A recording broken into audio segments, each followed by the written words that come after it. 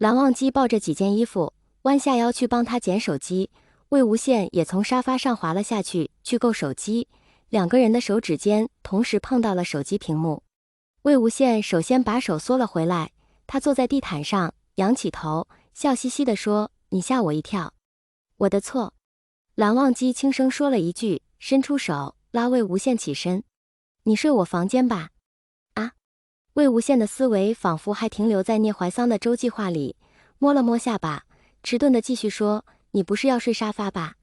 蓝忘机看了他一眼，说：“我睡客卧，怕你不习惯。”魏无羡拿到了手机，跟在蓝忘机后面懵懵懂懂的去主卧，很快明白了为什么。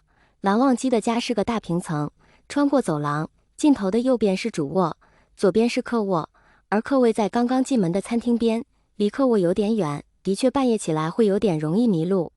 既然大家都不要睡沙发，这个点也无需过多推脱了。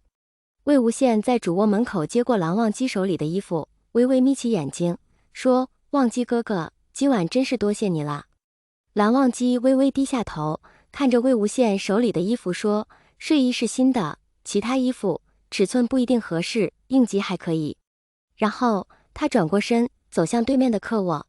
魏无羡见他伸手去推门，忍不住叫了一下：“蓝湛！”蓝忘机似微微怔住了，但并没有回头，只轻声问了一句：“何事？”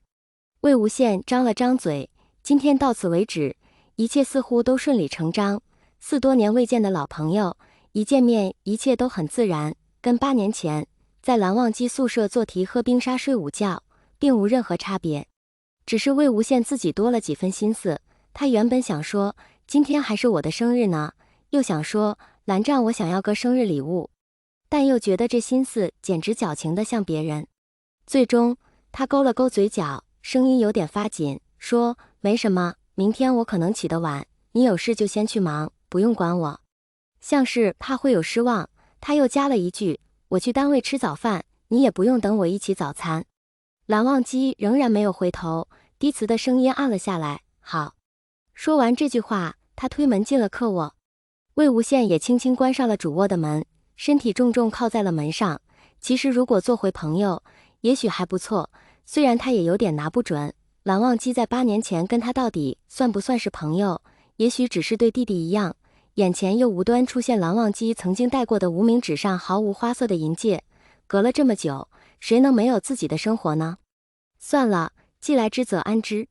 微微吸了一口气，眼前蓝忘机的房间跟多年前的宿舍在记忆里重合了，是空气中飘着独有淡淡檀香味道。魏无羡闭上眼睛，迅速脱光了自己走进浴室。这件新睡衣穿在他的身上略微有点宽松，尤其是袖子部分长出了一大截。魏无羡也想不通，明明看起来身材差不多，为什么自己还要挽一段袖子？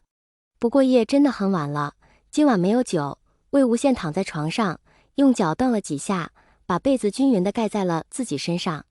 他以为自己还是会像最近1个月那样难以入眠，心里想着要不掏出手机点个什么酒的外送，但只是想了一下，还没得以实施，沉重的眼皮就迎面袭来。第二天一早，魏无羡是被手机吵醒的，这才发现闹铃已经响过2个多小时了。来电话的是罗清扬，他已经结束了1个月的婚假，正式返工了。上午原本有个会，因为聂怀桑请假临时取消了，不过工作不会因为谁不在就消失，会议推迟到下午，等到聂总下了飞机，以电话会议的形式召开。魏无羡给罗清扬安排了几个工作，就起床去洗漱，穿上了蓝忘机昨晚拿来的衣服，依旧是袖子尺寸稍微长一点，其余还好。走出房间，对面的客卧门大开着，雪白的床铺的整整齐齐，魏无羡不禁腹诽，好好的家被蓝忘机搞得简直像酒店一样，毫无人气。蓝忘机果然已经走了，魏无羡这才想起自己都住到人家家里了，也没问一下对方在做什么工作，不过以他对蓝忘机的了解，肯定不管做什么都能做得很好。这样想着，他不禁勾了勾嘴角。正准备出门的时候，魏无羡在门厅的柜上看到了一张纸，上面的字工整有力，正是蓝忘机本人所写。魏无羡拿起来看了一下，大约就是房间里各种东西的位置，以及房间门的密码，像是怕他记不住，还写了留指纹的方式。这张纸详细的好像蓝忘机高中时代的错题本，内容极多，却字字要害，阐述精确。不知为何，魏无羡突然心情好了起来。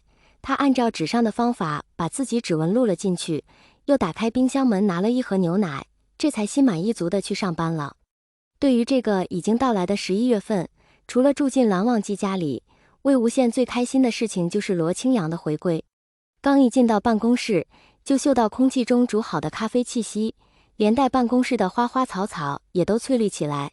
桌上的日程表用各色彩笔细心标注过了，这让魏无羡不禁想起罗清扬不在的日子里，他的副手曾经2次通知错了重要会议时间，还误了一个贵客的接机。